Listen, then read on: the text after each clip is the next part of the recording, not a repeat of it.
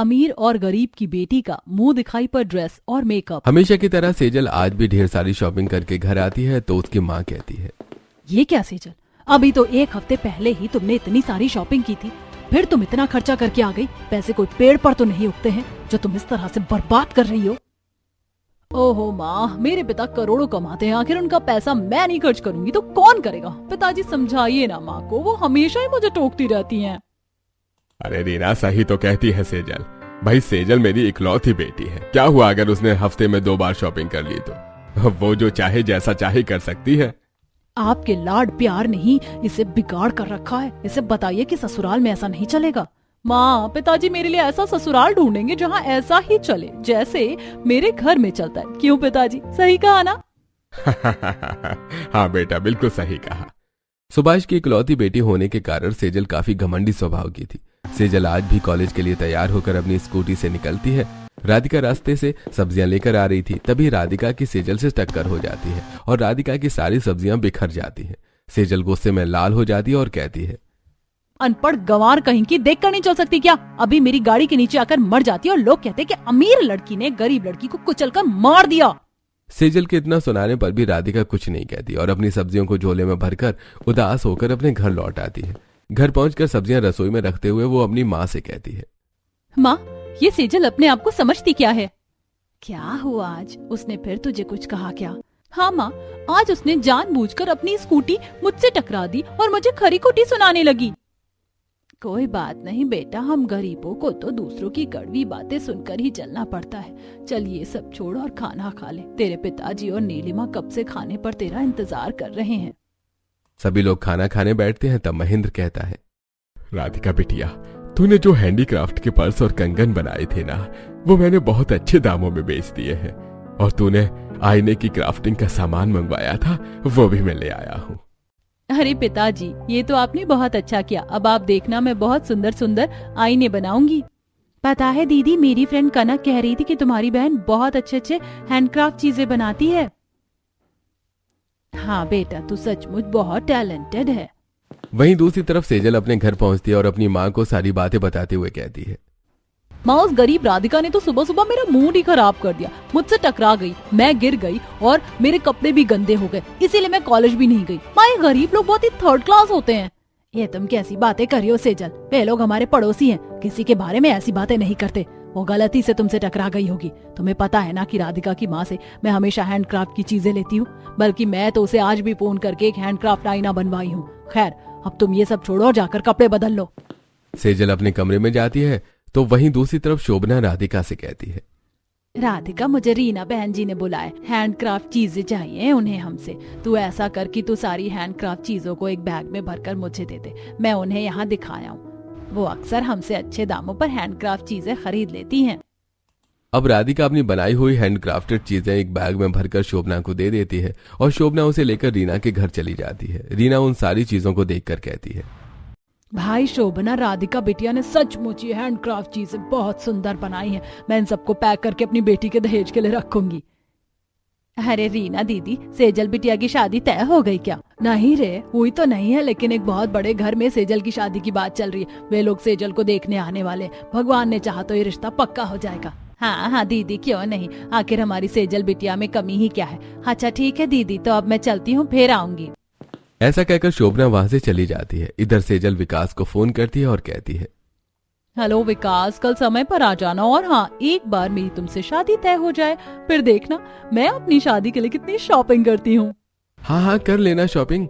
वैसे मुझे तो तुम कॉलेज टाइम से ही बहुत पसंद हो और जैसे ही मैंने तुम्हारे बारे में अपने परिवार को बताया वो तुरंत ही तैयार हो गए। हमें बहुत खुशी है कि हमारी लव विद अरेंज मैरिज हो रही है। विकास और सेजल काफी देर तक बातें करते हैं। अगले दिन विकास अपने माता पिता और अपने छोटे भाई के साथ सेजल को देखने के लिए निकल जाता है। तो वहीं दूसरी तरफ सेजल के घर में मेहमानों के आने की तैयारी चल रही थी।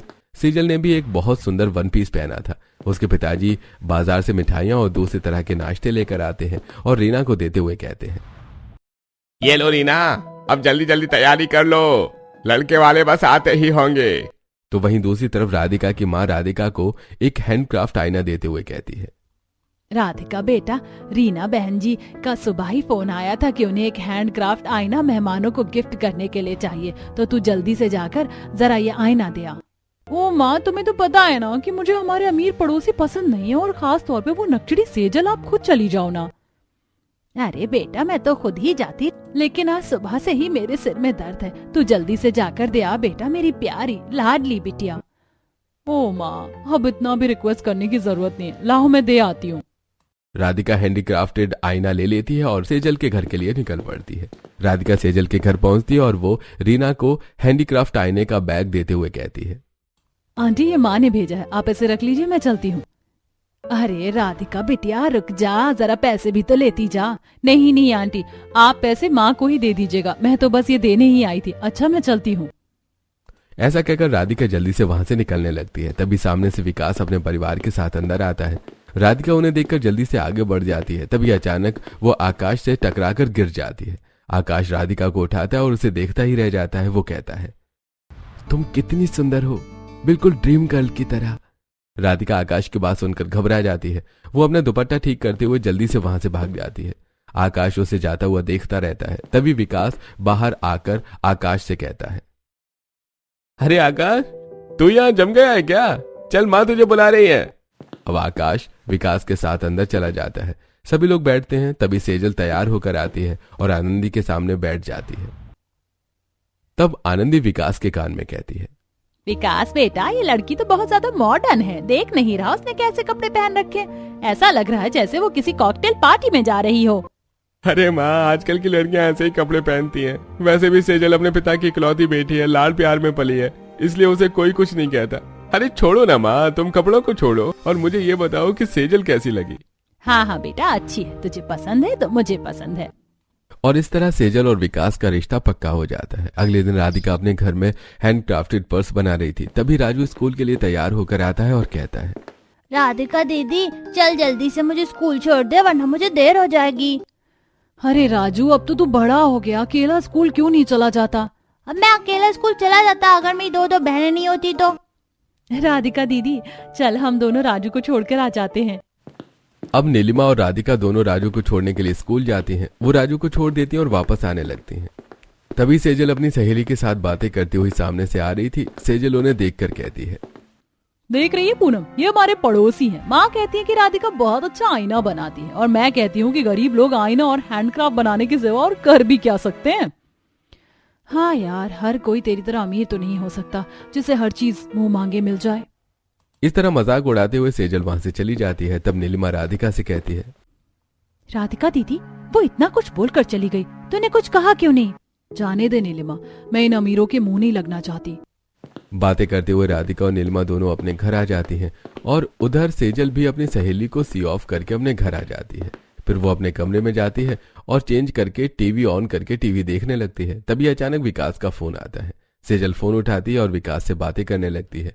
थोड़ी देर बाद सेजल को किसी के गुनगुनाने की आवाज सुनाई देती है। तो सेजल कहती है, क्या बात है विकास, गुनगुनाने की आवाज किसकी आ रही है?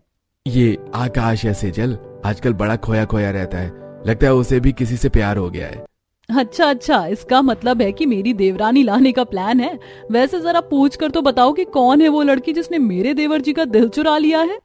अरे मैंने तो बहुत बार पूछा, उसने मुझे तो कुछ नहीं बताया। लो तुम ही बात कर लो। आकाश, ये ले, अपनी होने वाली भाभी से बात कर ले। ऐसा कहकर आकाश फोन विकास को दे देता है। तब सेजल विकास से कहती है, बताओ विकास, कौन है वो? मुझसे कुछ मत छुपाओ। अरे भाभी, जब मैं आपके घर आया था तो वो लड़की मुझसे टकराई थी। मैंने उसे भागकर आपके पड़ोस वाले घर में जाते देखा था। अच्छा राधिका, देवर जी, मैं उससे आपकी शादी पक्की तो करवा दूंगी, लेकिन आपको तो उससे भी अच्छी लड़कियां मिल सकती थी। राधिका तो बहुत आम सी लड़की है। अरे तो क्या हुआ अगर वो एक आम सी लड़की है? मेरे साथ रहकर तो वो खास हो ही जाएगी ना भाभी। मुझे वही पसंद है, प्लीज आप उससे मेरी शादी पक्की करवा दो। ठीक है देवर जी, मैं देखती हूँ। बात करने के बाद आकाश फोन रखता है तो उसकी माँ उसके पीछे खड़ी हुई थी। आनंदी कहती है, अच्छा तो तुझे कोई लड़की पसंद है? जरा मुझे भी बता कि कौन है वो लड़की। आकाश आनंदी को सारी बातें बताता है। आनंदी भी इस रिश्ते के लिए तैयार हो जाती है। शाम को आनंदी महेश को सारी बातें बताती है तो ये सुनकर महेश कहता है, अरे आकाश, तुमने एक तो लो क्लास की लड़की को पसंद किया है, कुछ तो क्लास का ख्याल रखना चाहिए। पिताजी, हम एक बहू तो इतने अमीर घर से ला रहे हैं, एक बहू गरीब ही सही। आकाश सही कहता है, गरीब की बेटी ले आएंगे तो क्या हो गया, हमारे घर आकर तो वो अमीर ही कहलाएगी ना। और फिर दोनों बहुओं के मायके भी पड़ोस में रहेंगे, सब कुछ अच्छे से हो जाएगा, मान भी जाओ ना। सभी के मनाने पर महेश भी मान जाता है। अगले दिन आकाश के परिवार वाले रिश्ता लेकर राधिका के घर जाते हैं। आनंदी शोभना से कहती है, आपकी बेटी सचमुच बड़ी प्यारी है, हमारी तरफ से रिश्ता पक्का समझिए। हाँ बहन जी, बड़े भाग है मेरी बेटी के जो आपके घर जैसा ससुराल मिल रहा है। जहाँ एक तरफ राधिका के परिवार वाले बहुत खुश हो रहे थे तो वहीं राधिका मन ही मन सोच रही थी, हे भगवान, मैंने तो कभी सोचा भी नहीं था कि मेरा रिश्ता सेजल के ही ससुराल में हो जाएगा। भला मेरी सेजल से कैसे बनेगी, वो तो मुझे देखकर मुंह बनाती है और मुझसे इतनी नफरत करती है। ससुराल में तो न जाने वो मेरे साथ कैसा व्यवहार करे। तो वहीं जब सेजल को राधिका का रिश्ता पक्का होने के बारे में पता चलता है तो वो मन ही मन सोचती है, हे भगवान, इस गंवार को मेरे ही पाले पड़ना था, मेरी देवरानी बनकर जा रही है वो, न जाने कौन सी सोने की कलम से अपनी किस्मत लिखवा कर आई है। समय बीतता है और 2 महीने के अंदर ही सेजल और राधिका की शादी हो जाती है और दोनों ही शादी करके अपने ससुराल आ जाती हैं। गृह प्रवेश के समय आनंदी अपनी दोनों बहुओं से की आरती उतार कर कहती है, आज मेरे घर में 2 लक्ष्मियां एक साथ आई। बेटा तुम दोनों मेरे लिए एक बराबर हो, दोनों साथ में कलश गिराकर गृह प्रवेश करो। माँ जी, हम दोनों को एक बराबर कैसे कह सकती हैं? मेरी भला इस गंवार राधिका से क्या बराबरी हो सकती है? दोनों साथ में कलश गिराकर गृह प्रवेश करती हैं और अंदर आती हैं। तब महेश दोनों से कहता है, राधिका और सेजल, आज से तुम दोनों ही इस घर की बहू हो और इस घर की मान मर्यादा तुम्हारे ही हाथों में है बेटा। वैसे काफी रात हो चुकी है और तुम दोनों भी थक चुकी होगी, तो जाकर आराम करो, बाकी की बातें कल हम सुबह करेंगे। दोनों अपने अपने कमरे में जाकर आराम करती हैं। अगले दिन सुबह आनंदी एक साड़ी और कुछ गहने लेकर पहले बड़ी बहू सेजल के कमरे में जाती है और वो साड़ी और गहने देते हुए कहती है, सेजल बहू, ये हमारी खानदानी साड़ी है। हमारे घर में मुंह दिखाई की रस्म खानदानी साड़ी और गहनों में ही होती है, तो तुम जल्दी से इस साड़ी और इन गहनों को पहनकर तैयार हो जाओ और मुंह दिखाई के लिए मेहमान आते ही होंगे। लेकिन माँ जी, मुंह दिखाई की रस्म में इतनी पुरानी साड़ी आज के जमाने में कौन पहनता है भला? मैंने तो एक बहुत बड़े डिजाइनर से अपना ड्रेस डिजाइन करवा कर रखा है और मैं वही अपनी मुंह दिखाई की रस्म में पहनना चाहती हूँ। देखो सेजल बेटा, वैसे तो हमारे खानदान का यही दस्तूर है कि हमारे घर की बहू की मुंह दिखाई खानदानी साड़ी और गहनों में होती है, लेकिन फिर भी मैं तुम्हारे साथ कोई जबरदस्ती नहीं करूंगी। तुम्हारा जैसा मन हो तुम देख लेना। वैसे तो बड़ी बहू होने के नाते इस साड़ी और गहनों पर तुम्हारा हक था, लेकिन कोई बात नहीं, मैं ये साड़ी अपने साथ ले जा रही हूँ और राधिका को दे दूंगी। ऐसा कहकर आनंदी सेजल के कमरे से चली जाती है। तब सेजल विकास से कहती है, विकास, मैंने अच्छा किया ना कि माँ जी को उस ड्रेस के लिए मना कर दिया, क्योंकि उस ड्रेस में तो मैं किसी कार्टून की तरह ही लगूंगी। सच कहूँ सेजल, तो तुमने माँ का मन न रखकर गलत किया, लेकिन खैर कोई बात नहीं, अगर तुम्हें अपने मन की ड्रेस पहननी है तो तुम पहन लो। इधर सेजल अपनी मुंह दिखाई पर पहनने के लिए डिजाइन कराया हुआ लहंगा कबर्ड से निकालती है और उसे देखकर बहुत खुश हो जाती है। तो वहीं दूसरी तरफ आनंदी वो साड़ी और गहने लेकर राधिका के कमरे में जाती है और वो साड़ी और गहने राधिका को देते हुए कहती है, राधिका बहू, मैं तुम्हारे लिए मुंह दिखाई पर पहनने के लिए अपनी खानदानी साड़ी और खानदानी गहने लेकर आई हूँ। तुम बता दो, क्या तुम ये साड़ी पहनकर हमारे खानदान का मान रखोगी या तुम्हें अपना ही कुछ पहनना है सेजल की तरह?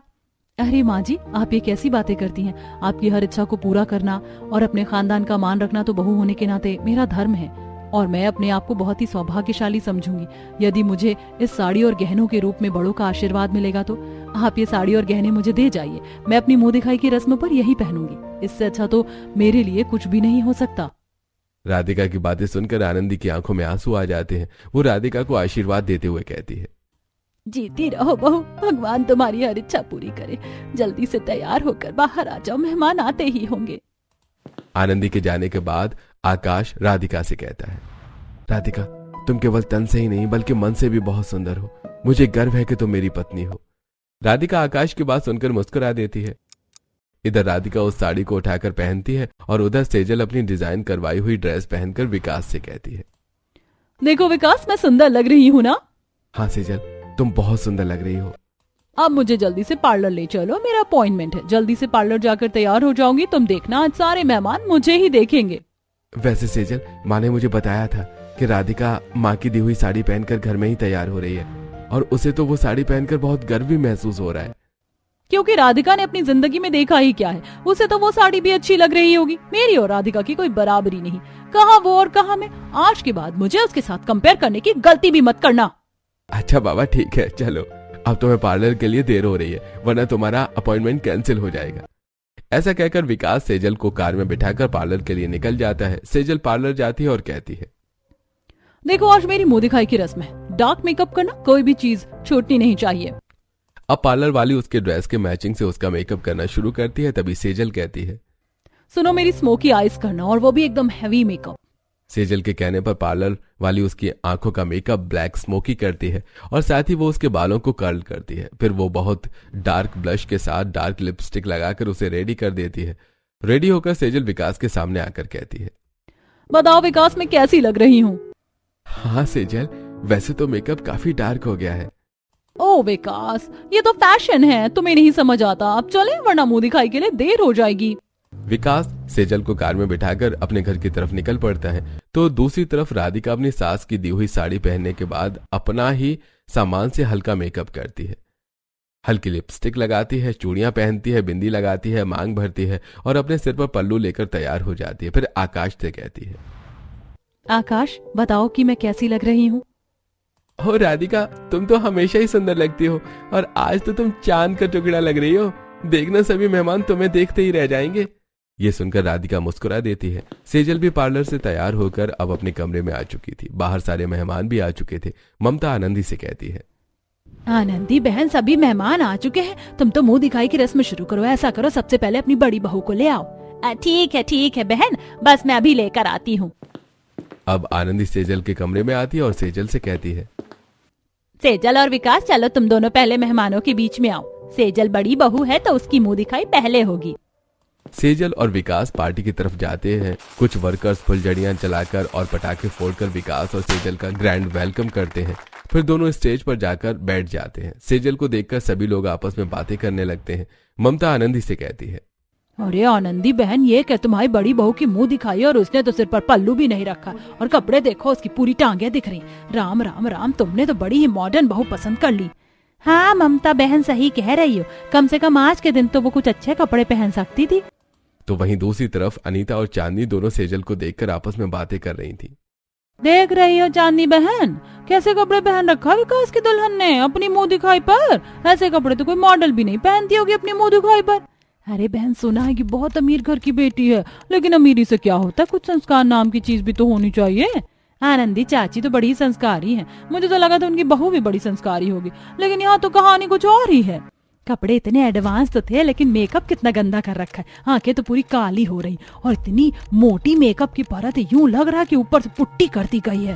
हाँ बहन सही कह रही हो, कई बार तो ऐसे मेकअप का रिएक्शन भी हो जाता है। आनंदी ये सारी बातें सुन रही थी और उसे बुरा भी लग रहा था, लेकिन वो कुछ नहीं कहती। तभी ममता कहती है, जाओ आनंदी बहन, अब अपनी छोटी बहू को भी मुंह दिखाई के लिए ले आओ। अब वो राधिका के कमरे में जाती है और राधिका और आकाश से कहती है, राधिका और आकाश चलो, अब तुम दोनों की एंट्री लेने की बारी है। मुंह दिखाई के लिए सभी मेहमान तुम्हारा इंतजार कर रहे हैं। अब राधिका और आकाश दोनों आनंदी के साथ मेहमानों के बीच में जाते हैं। दोनों की एंट्री लेते ही वर्कर्स पटाखे फोड़ते हैं और आतिशबाजी भी करते हैं। राधिका और आकाश को देखकर सभी मेहमानों के चेहरे पर मुस्कुराहट आ जाती है और ममता आनंदी से कहती है, अरे आनंदी बहन, तुम्हारी छोटी बहू तो बड़ी संस्कारी है, कितनी सुंदर साड़ी पहन रखी है उसने और सिर पर पल्लू भी कर रखा है। हाँ आनंदी बहन, और वो हल्के मेकअप में बड़ी सुंदर लग रही है। आज उसके गुण उसके चेहरे से साफ झलक रहे हैं। वहीं दूसरी तरफ अनीता और चांदनी आपस में बातें करती हैं। चांदनी बहन, आनंदी चाची की छोटी बहू तो बाजी मार गई, कितनी सुंदर लग रही है और अपने हल्के मेकअप में तो वो पूरी महफिल में चांद की तरह चमक रही है। सही कह रही हो बहन, सुंदरता किसी मेकअप की मोहताज नहीं होती। ये सारी बातें आनंदी भी सुन रही थी और सुनकर अपनी छोटी बहू के लिए खुश हो रही थी। अब राधिका और आकाश भी जाकर स्टेज पर बैठते हैं। सेजल राधिका को देखकर विकास से कहती है, देख रहे हो विकास, आ गई गंवार राधिका, किस्मत से मेरी देवरानी बन गई। तो कहीं उसे ऐसा तो नहीं लगता कि वो मेरी बराबरी में आ गई। देखो कितनी सिंपल तैयार हुई है, मेरे आगे तो वो बिल्कुल फीकी लग रही है। ये तुम कैसी बातें कर रही हो सेजल? घमंड किसी बात का अच्छा नहीं है। राधिका किसी भी तरह तुमसे कम नहीं लग रही है, बल्कि वो अपनी सादगी में बहुत सुंदर लग रही है। और तुमने देखा नहीं लोग किस तरह उसे बार बार देख रहे हैं। विकास ऐसा कह ही रहा था कि तभी कुछ लड़कियां राधिका के पास आती हैं और उसकी तारीफ करने लगती हैं। चांदनी कहती है, राधिका भाभी, चांदनी नाम है मेरा, लेकिन आप चांद की तरह चमक रही हो। राधिका भाभी सचमुच आप बहुत सुंदर लग रही हो, और ये जो आपने मेकअप किया है ना, ये तो और भी ज्यादा अच्छा लग रहा है। राधिका भाभी, कुछ दिनों बाद मेरी भी मंगनी, आप मेरा मेकअप कर देना। हाँ हाँ, जरूर कर दूंगी। ये सब देखकर सेजल जल जाती है और गुस्से में उसकी आंखों में आंसू आ जाते हैं। आंसू पोंछने के लिए जैसे ही सेजल अपनी आंखों में हाथ लगाती है तो उसका ब्लैक आई शेडो उसकी आंखों में चला जाता है और उसकी आंखों में जलन होने लगती है। सेजल अपने हाथ से अपनी आंखें पोंछती है तो उसके चेहरे का मेकअप भी फैल जाता है और चेहरे पर तेज जलन होने लगती है। सेजल दर्द से कराहते हुए कहती है, मेरी आंखें जलन कर रही हैं। माय गॉड, ये क्या हुआ? ये देखकर राधिका अपनी जगह से उठती है और सेजल के पास जाकर कहती है, क्या हुआ सेजल, तुम ठीक तो हो ना? नहीं राधिका, मेरी आंखों और चेहरों पर बहुत जलन हो रही है। तब तक सेजल की सास भी वहां आ जाती है और ये सब कुछ देखकर कहती है, क्या हुआ सेजल, तुम ठीक तो हो ना? सेजल क्या हुआ तुम्हें, डॉक्टर को बुलाऊं क्या? सेजल जब अपने चेहरे से अपने हाथ हटाती है तो उसका पूरा मेकअप मेल्ट हो चुका था और उसका चेहरा काला पड़ चुका था। वो किसी चुड़ैल की तरह दिख रही थी। सभी लोग उसे देखकर हंस रहे थे। तभी राधिका उससे कहती है, सेजल तुम घबराओ मत, मैं तुम्हारे साथ हूँ, सब कुछ ठीक हो जाएगा। चलो आओ मेरे साथ, मेरे कमरे में चलो। राधिका सेजल को पकड़कर अपने कमरे में ले जाती है और उसे कुर्सी पर बिठाकर कहती है, सेजल कुछ नहीं हुआ है, तुम्हें ये हैवी मेकअप का रिएक्शन है, अभी थोड़ी ही देर में तुम ठीक हो जाओगी। रुको, मैं तुम्हें एक लेप लगा देती हूँ। अब पहले तो वो वेट वाइप से सेजल का पूरा चेहरा साफ करती है। उसके बाद जल्दी से अपने सामान में से चंदन निकालकर गुलाब जल और चंदन घोलकर उसके पूरे चेहरे पर लगा देती है और उसे लिटा देती है। फिर उसके चेहरे पर हवा करती है और उसे तसल्ली देते हुए कहती है, तुम चिंता मत करो सेजल, थोड़ी ही देर में सारी जलन शांत हो जाएगी और तुम बिल्कुल ठीक हो जाओगी। राधिका को अपनी इस तरह से चिंता करता हुआ देखकर सेजल अपने मन में सोचती है, राधिका को मेरी कितनी परवाह है, बिल्कुल वैसे जैसे मेरी माँ मेरी परवाह करती है। मैंने हमेशा ही राधिका से नफरत की। अगर आज राधिका चाहती तो मेरी नफरत का जवाब नफरत से दे सकती थी, लेकिन उसने ऐसा नहीं किया। वो सचमुच बहुत अच्छी है। थोड़ी देर बाद सेजल के चेहरे की जलन ठीक हो जाती है। फिर सेजल उठकर बैठ जाती है और कहती है, राधिका अब मेरा चेहरा बिल्कुल ठीक है, लेकिन मैं बाहर मुंह दिखाई की रस्म में मेहमानों के सामने कैसे जाऊं? मेरा तो पूरा मेकअप ही धुल गया और मैं बिना मेकअप के जाऊंगी तो अच्छा नहीं लगेगा। सेजल तुम चिंता मत करो, मैं पार्लर की तरह तुम्हारा मेकअप तो नहीं कर सकती, लेकिन हाँ तुम्हें बहुत अच्छी तैयार कर दूंगी। आओ यहाँ बैठो। राधिका देखो ना, मेरी ड्रेस में जगह जगह मेकअप लग गया है, अब ये ड्रेस भी खराब हो गई है। कोई बात नहीं सेजल, मेरे पास एक बहुत सुंदर साड़ी है, मैं तुम्हें वो दे देती हूँ, तुम वो पहन लो। राधिका अपना कबर्ड खोलती है और अपने कबर्ड से एक बहुत सुंदर साड़ी निकालकर सेजल को दे देती है। फिर सेजल कपड़े चेंज कर लेती है और वो उस रेड कलर की साड़ी में बहुत सुंदर लग रही थी। तब राधिका कहती है, सेजल तुम इस साड़ी में बहुत सुंदर लग रही हो, मुझसे भी ज्यादा सुंदर। ऐसा कहकर राधिका सेजल को आईने के सामने बिठाती है और कहती है, देखो सेजल, वैसे मुझे बहुत ज्यादा मेकअप करना तो नहीं आता, लेकिन जितना भी मेकअप मेरे पास है मैं बहुत अच्छी तरह तुम्हारा मेकअप कर दूंगी, तुम चिंता मत करो। राधिका को अपनी इस तरह चिंता करते देखकर सेजल मन ही मन सोचती है, मैंने राधिका को गरीब समझकर हमेशा ही बेइज्जती की, लेकिन उसने कभी भी मेरी बेइज्जती नहीं की। और आज जब उसके पास सारी बातों का बदला लेने का मौका था, तब भी वो मेरा ही साथ दे रही है। सचमुच राधिका बहुत अच्छी है। थोड़ी देर बाद राधिका सेजल को उसका मेकअप करके तैयार कर देती है और उससे कहती है, देखो सेजल तुम बहुत सुंदर लग रही हो। सेजल ने आईने में अपने आप को देखा तो वो सचमुच बहुत सुंदर लग रही थी। अब सेजल खड़ी होकर राधिका को गले लगाते हुए कहती है, राधिका मुझे माफ कर दो, सचमुच मेरा सौभाग्य है कि तुम मेरी देवरानी हो, तुमसे अच्छी दोस्त मुझे कहीं नहीं मिल सकती। राधिका भी सेजल को माफ कर देती है। उसके बाद वो दोनों प्रोग्राम में आती हैं, जहां सभी लोग उन्हें देखकर बहुत खुश होते हैं और तारीफ के साथ तालियां बजाते हैं। दोनों स्टेज पर जाकर बैठ जाती हैं। दोनों स्टेज पर जाकर बैठती हैं, तब विकास सेजल को देखकर कहता है, सेजल तुम अब बहुत सुंदर लग रही हो, और इससे भी ज्यादा खुशी मुझे इस बात की है कि तुमने राधिका से दोस्ती कर ली। हाँ विकास, मुझे भी इस बात की बहुत खुशी है, और आज के बाद मैं और राधिका हमेशा दोस्त रहेंगे। आनंदी भी अपनी दोनों बहुओं को इस तरह देखकर बहुत खुश हो जाती है और इस तरह राधिका और सेजल दोस्त बन जाते हैं और दोनों मिलकर एक साथ साथ अपना जीवन खुशी खुशी गुजारने लगते हैं।